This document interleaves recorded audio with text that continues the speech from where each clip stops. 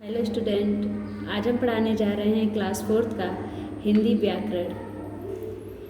Page number 78 पे आज हम पढ़ेंगे कहानी लेखन। तो आइए पढ़ते हैं। सच्ची मित्रता। सच्ची मित्रता कैसी होती है, आइए इस कहानी से हम जानते हैं। बहुत समय पहले की बात है। कृष्ण और सुदामा एक ही गुरु के आश्रम में पढ़ते थे। वे दोनों मित्र थे। समय बीता, कृष्ण द्वारिका के राजा बन गए और इधर सुदामा का जीवन गरीबी से भरा था। एक दिन सुदामा की पत्नी ने उनसे कहा, आप अपने मित्र श्री कृष्ण के पास क्यों नहीं जाते? वे जरूर आपकी मदद करेंगे। सुदामा मान गए और घर से चल पड़े। चलते चलते वे द्वारिका जा पहुँचे। वे कृष्ण के महल के द्वार पर जा खड़े हुए।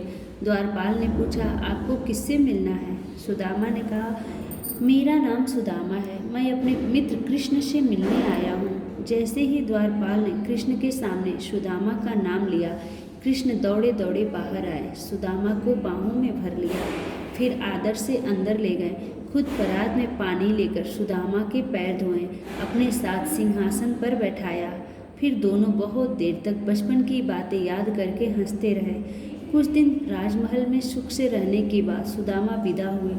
घर लौटते समय वे सोच रहे थे कि कृष्ण ने कुछ दिया तो है नहीं, अब घर जाकर मैं क्या कहूँगा।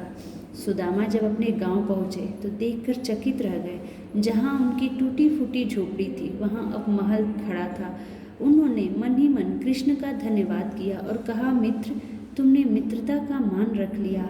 शिक्षा मित्रता अमीर गरीब का भेदभाव नहीं करती। सुदामा क्या थे? बहुत गरीब थे। कृष्ण एक राजा थे। लेकिन जब सुदामा वहाँ पहुँचते हैं तो कृष्ण खुद आते हैं द्वार पे और उनको अपने साथ लेकर जाते हैं, उनका पैर धोते हैं। तो मित्रता में कभी भी अमीरी और गरीबी नहीं देखी जाती है। और जो सच्चे मित्र होते हैं वे मित्र उनका कितना भी गरीब क्यों न हो, लेकिन उनका साथ देते हैं।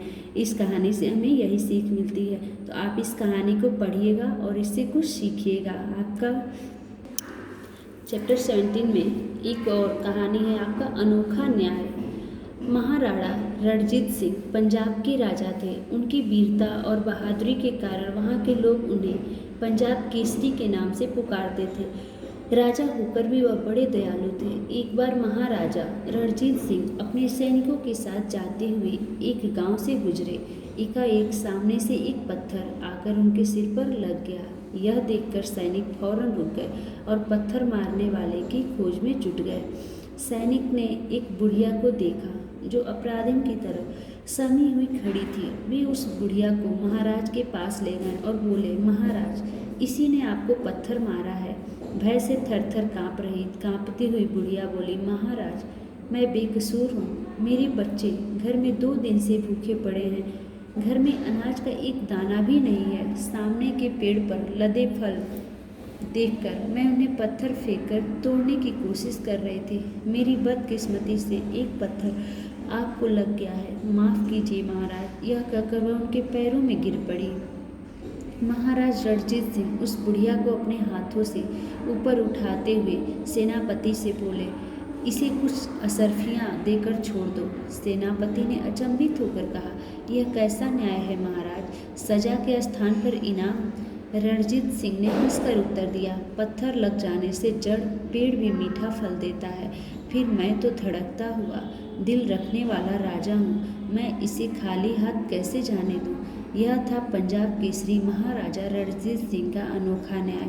तो इस कहानी से हमें यह शिक्षा मिलती है कि कष्ट सहकर भी हमें परोपकार करने वाले महान व्यक्ति बनना चाहिए।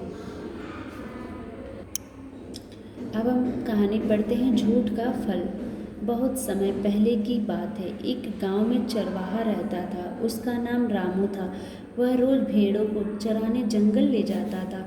दिन भर वह भेड़ें चराता और सूरज डूबने से पहले उन्हें लेकर वापस आ जाता। वह बहुत शरारती था। वह हमेशा किसी न किसी को परेशान किया करता। गांव के सारे लोग उसकी इस आदत को जानते थे। वह बहुत झूठ बोलता था, इसलिए कोई उस पर विश्वास नहीं करता था। एक दिन जब वह अपनी भेड़ों को चराने जंगल ले गया, उसे एक शरारत सूझी। वह एक पेड़ पर चढ़ गया और जोर जोर से चिल्लाने लगा, भेड़िया आया, भेड़िया आया। गांव के सारे लोग उसकी चिल्लाहट सुनकर लाठी डंडा लेकर भागे दौड़े आए। गांव वाले वहां पहुंचे तो उन्होंने वहां कोई भेड़िया नहीं देखा। लड़का जोर जोर से हंसने लगा। गांव वालों को उसने बताया कि यह तो केवल मजाक था, यहाँ कोई भेड़िया नहीं आया।